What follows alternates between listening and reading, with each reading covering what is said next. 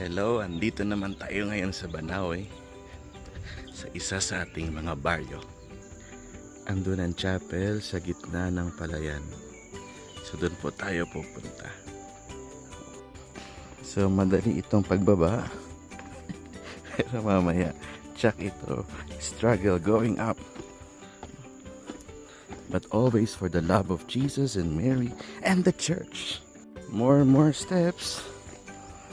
Kahit more steps pa, kung ganyan naman kaganda ang tanawin, you would just fall in love with the place. Thank you, Lord, for this beautiful creation. My companion, Father Luther, is already there near the chapel. Yung kulay green na bubong. At yung naglalakad na nakablock. Ay, talaga ang ganda ng view. Thank you, Bangan.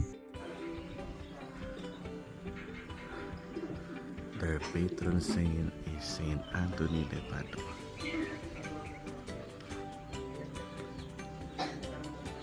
Mismo iti bukod ti mabalbalay komunidad ken pamilya ken balik na tayo ken maipakita tayo maibiyag tayo dagitoy. Karon tapno nga ron